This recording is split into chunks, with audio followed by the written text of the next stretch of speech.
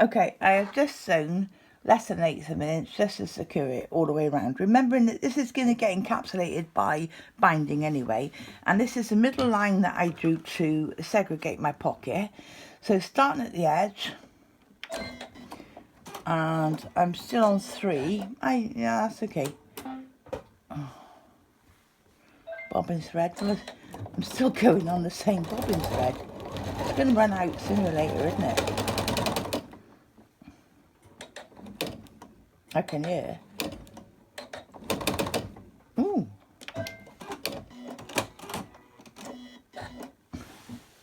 Nasty things. It has sewn that far, and then it's got into a bit of a pooper. I just cut off my pooper. Doing like that. What's wrong with it? Okay. Well, obviously, I've got down to such a small amount now, it doesn't like it. I can see some pink hanging over there, it doesn't like it. Right, so I use, trying to use my makeup brush to get it. It's not happening, so luckily for me, I can pop my plate.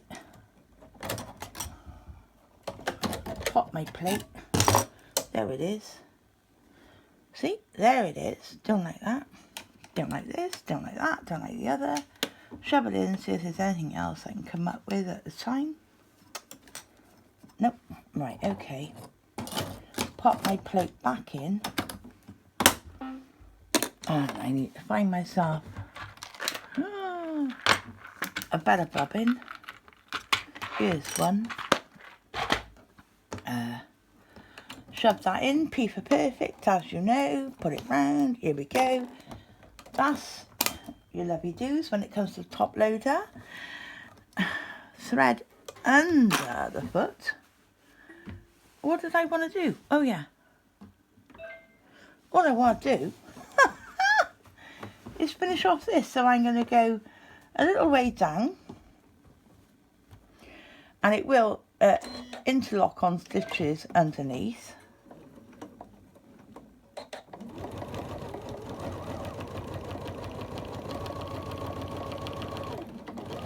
And I'm going to come off the pocket, 2 stitches, press reverse, and reverse, well that's probably 5 stitches, and cut the line. Right, where I started now I need to cut, and obviously there are a few errant bits which I've oversewn, so I'm not worried about them, and that's on my line which I will iron out. But now I have made, with a strengthening stitch, now I've made 2 pockets on the front, and I'm going to do exactly the same with the back. Okay, so this is the back pocket. I'm still working on 3 on my stitch length. Get it under the needle. I'm not worried about double fastening this top, because you have to remember, at the end of the day, all these outside edges are going to get caught under the piping, the binding, yeah? So, you know, I'm not worried about that. So, yeah, again, I'm coming down less than 1/4 of an inch on a large stitch. Ooh, perhaps one back there. Because we are going through, you know, what are we going through? 2 items of material. We're going through 2 layers of material with batting in between, which is the polyester is quite thick. Then we're going through 2 layers of material on this with an interfacing in between. So, yeah. Ooh, and I've just fessed up under there. It will get going in a minute. So, yeah. I just want to secure it so it's not going to go anywhere. If my stitching is not 100% straight, well, do you know what, I'm not worried. Because at the end of the day, Oh, one back, too many. I always do one too many. One back, right. Because at the end of the day, you know, this is going to get caught in the binding. Lower the presser foot. Okay, I'm doing it. Again, that's, yeah, I know, but I'm doing it.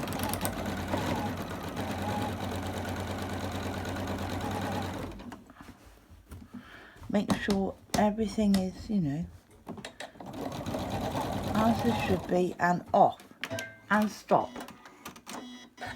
Now, yet again, I wanted this in half, because I got a plug, this end I got a plug and a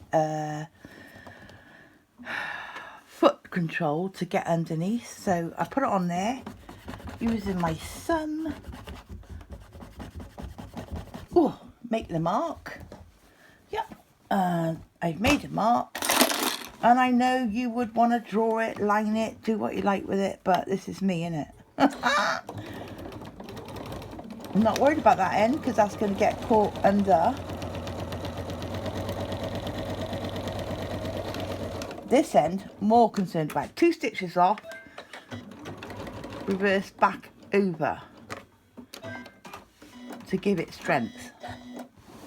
So there's my 2 deeper back pockets. Ooh, a little hole in that one, but it's not going to matter because it's going to have 1/4 inch binding all the way around. There we are. Right, so where do we go from here? Shallow faux lined pocket, faux ribboned, lot more, what's the word for it? I don't know. But faux pockets on the front. Yeah, and deeper faux pockets on the back. Remembering, you know, at the end of the day, we're going to be binding all of this whatsoever. So that's as far as I got at the moment. This is now how my is going to look. And I like it. I like the faux piping, the faux edging on it. It makes it stand out. And it's a good skill to have learned to use on any sort of pockets that you do in the future. The next thing we need to do is think about the straps, or how we're going to keep, when this is over the machine, put my arm in, of how we're going to give it some sort of substance. Well, it's going to be wider than that. Give it some sort of substance between the back and the front. Yeah, that's the next thing we need to look at. I had a bit of a mental block there, and I had to just go and measure the outside, which was 30 by 30 by whatever. So using mathematics, knowing that we can join it all together anyhow, yeah, I've decided, could be wrong, maybe wrong, could be wrong, but at the end of the day, now I'm coming in from the outside, and I am going to use 2.5 inches for my binding. Can you see this? Yeah, I think you can. Making my naught cut, so I got a clean edge. 2.5 once. Now that's 44. 5 inch, so that's twice. That's 88. Well, I think 7.5 inch, which is 3 times, will give me enough. I could be wrong, and if I am, I'll come back to you. But yeah, pretty good. So let's get rid of that edge. Teeny bit with this one. Right, so get rid of the white, don't need it. Brilliant. So now I've got 3 strips of white. And I think it's going to be long enough. Obviously, as with all binding,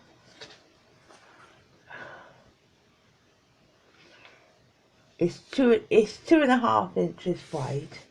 That's what I want. but I am gonna cut off the selvage on every single strip,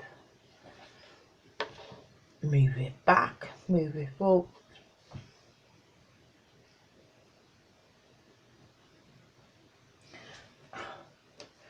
keep the selvage together, and I am going to cut off that selvage.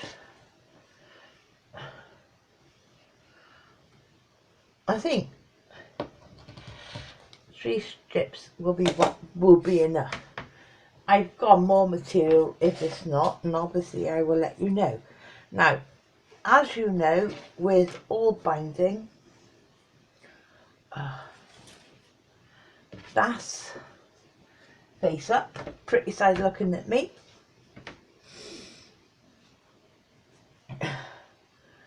I will need to put under my needle to the edge,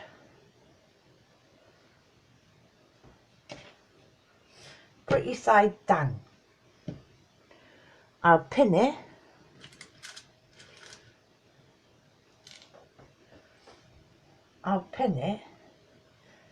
from here to there, and I'm using big pins this time, and I'll pin it. My back's hurting now, getting late, and I will pin it. I'm moving up with my pin it from there to there, yeah? Because what I want to do at the end of the day, I need to sew now diagonally. So I am going to sew from that corner to that corner using probably 1.8 stitch, but I'm going to sew from that corner to that corner, which will allow me to peel it back and it'll all be in one long strip, and then I'm going to do exactly the same with the next bit, tack it on to the next end. I've joined it together in the way that I showed you, went over the top, draw your diagonal, sew it, and now I've just pressed it. This is the good side on the outside, okay, so wrong sides together, good side on the outside, and I'm ready to attach it to my overlocker cover. Right, the first thing I need to do is to just switch out. This is why I love to know me. I just need to switch out my ordinary foot for, it's the thread that gets in the way, just a minute thread. Just need to get those little bars. I can see them, but why aren't they working? Ah, there they are. Now, if I could just swing you around, can you see my thing here? Okay, so I'm going to tell it, boom, I'm using a walking foot. That's the ordinary walking foot. And I'm going to come down my stitches. Don't let me do so many with an ordinary walking foot, and tell it I want to do 1/4 inch, which then moves the needle over. Okay, so come back to what I'm actually doing.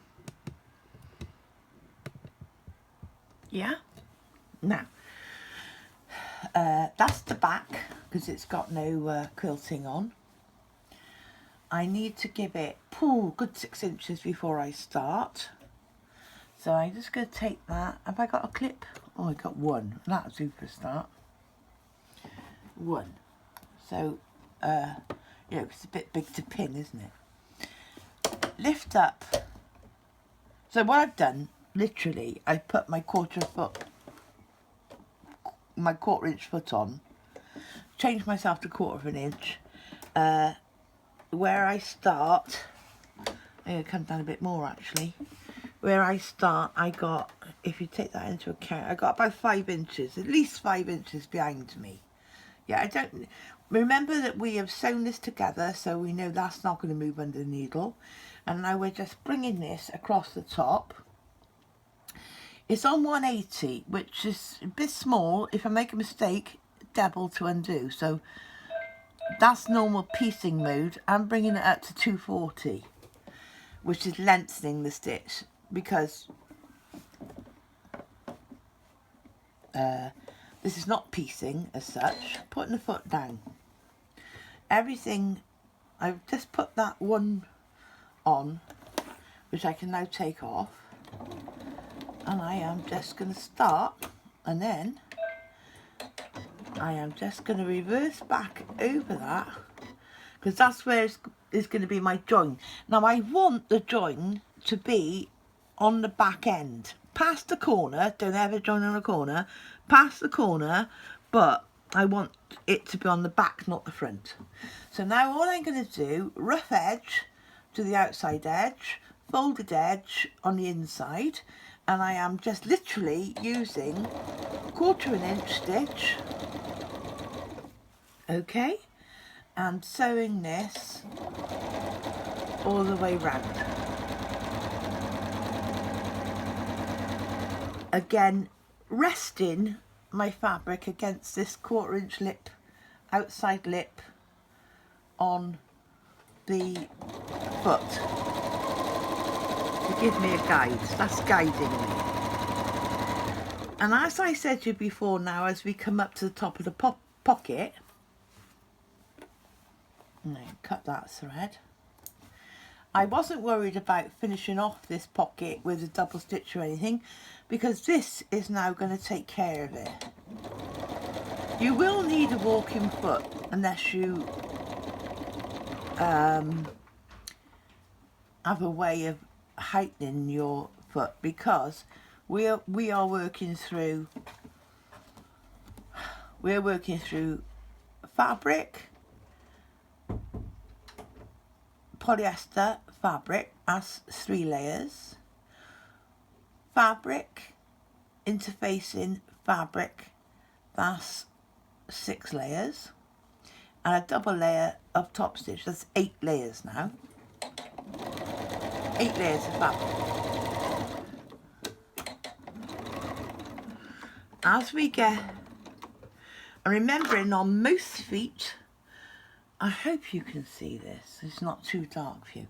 On most feet there is a 1/4 inch mark on your foot somewhere. Somewhere there will be a 1/4 inch mark. And as I just have now, I've got to the end of it, is matching the edge of my material. That means that the needle is 1/4 inch behind it. So I now need to bring my foot up, swivel it, and go off at 45-degree angle towards the edge and cut my thread. Yeah. Then, and you know this is how we do all binding, no matter what you're doing, the next thing we need to do is to follow that 45-degree angle from the very edge and bring it back, follow it, see, 45-degree angle, and bring it back on itself, so it now comes back down at 90 degrees. Put your clip in it if you can. I got a very wide foot, so I've got to be careful.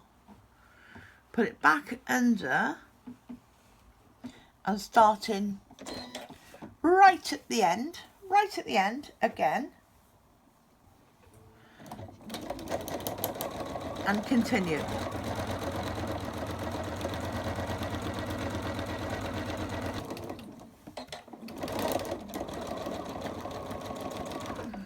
So I'm looking at this now and I'm thinking, a few more stitches, and then back stitch to give it some strength and stop.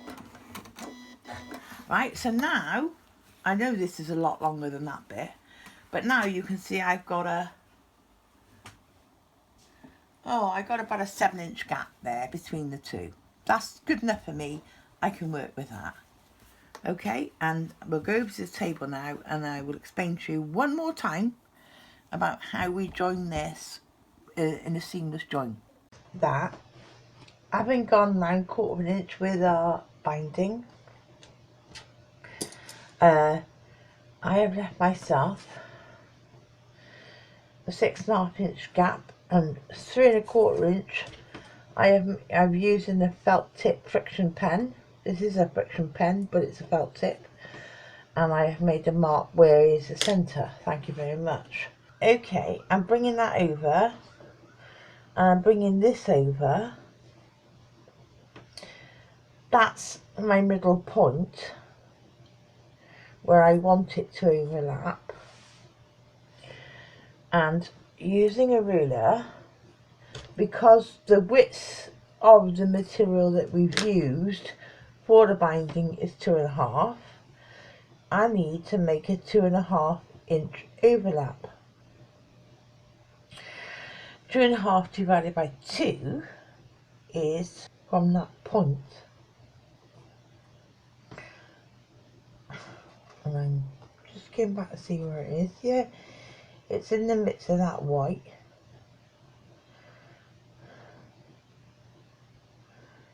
My 2.5 overlap will be currently here. 2.5. Thank you very much. And I'm just going to put the 0.0 in as well. And then moving that back and using this, I'm going to put the 2.5 inch on the overlap in again on that one.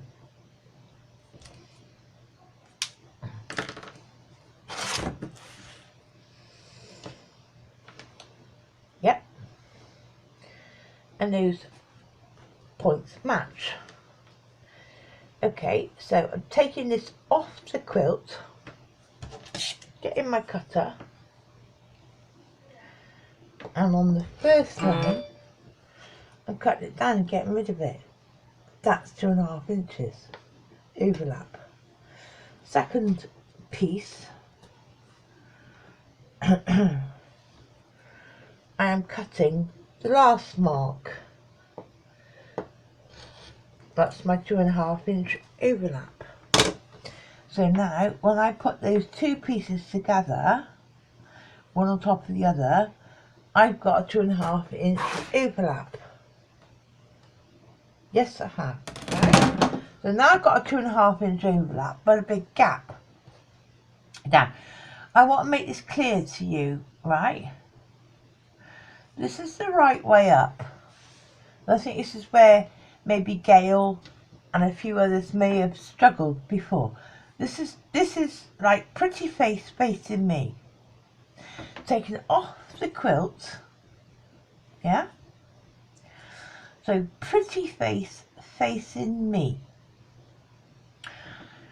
Right, this one I need the other way up. At the moment, pretty face is facing me. So using, you know, a tool, I can say pretty face is facing me. Because let me just say to you again, because I wanted to get this, I really wanted to get this. Pretty face of fabric, right? Pretty face of fabric I'm opening up from like the quilt. Pretty face of fabric, I need to go pretty face together.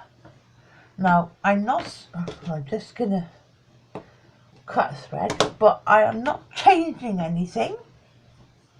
My back's hurting, so this is why I'm like, you know, face forward at the moment. So my pretty face to pretty face. I am not doing anything magical with it. I'm taking that pretty face, opening it up, yeah, and I am going to fold the fabric behind me a little bit, but all I've done, I'll do it again, all I've done is say, well, that's the pretty face, which I want to go, and I manipulate the fabric behind me, but not changing anything, which I want to go on top of that pretty face. Yeah? So 2 pretty faces together. Okay? I really hope this is in shot. 2 pretty faces together. Let's do it again. That's how it is, pretty face. But I wanna put this pretty face with that pretty face in a square, so that I can do my diagonal line just as we've always done. So I can get a pin, just 1 pin, and I'm going to say oopie doopie doo, pin it along the outside, but up actually, because I need room to work, right? And the only thing that's different this time is we've got material in the way. They are pretty face to pretty face. See, PR to PR. Or PF to PF. Yeah? And flatten out the seam. And just make that square. And I'm doing it really carefully and really, I hope this is in your view. I know it's kind of twisting on this lot. Maybe. Whatever. Not interested.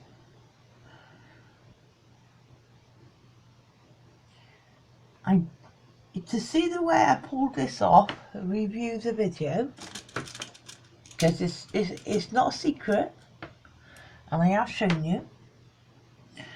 And I need, I don't have an awful lot to play with here, but I need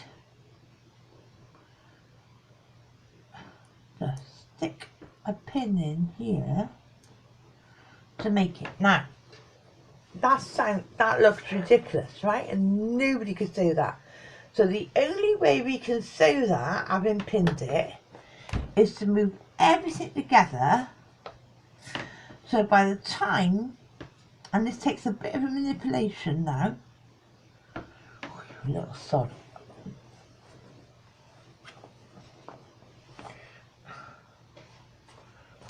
Trying to fold it up so that this works together. So by the time we get this, I don't think I've left it. I should have left more. But by the time we get this under the needle, and you will need to manipulate it and pull it a bit, yeah? Oh, it's not good. This is not good, but do your best to manipulate it and pull it together. And pretty face to pretty face, and rewind the video to see how I pulled this off. We need to make a diagonal line. I know this is not easy. If I'd have left 10 inches spare, we could have pulled it off further and done it right. But I can see that's where it ends. So we need to make a diagonal line across there to finish off this binding. I'm going to go and do it and come back to you. Okay. I know that to sew that, because look it's screwed up. So that from there to there, I really hold everything tight, yeah? One of the pins came out while I was doing it. But now, I just took out that pin. And now, I haven't cut it off yet. And I've still got the marks on it where I did it. Which, now, having pulled it back, I can see, oh yeah, that's going to fit. Right? So now, what I need to do is to pull that all back. It's manipulation. If I had left, no, instead of 5 or 6 inches, if I left 8 or 10 inches, it'd be easier. Just about 1/4 of an inch from that. Oh, I am certainly not going to iron it. Well, I will iron it because I want to get rid of these marks that I made to show you the right way round. But now I'm going to put that back under my needle and continue my stitch all the way down. Well, yeah, I'm probably going to press that because I don't want all this.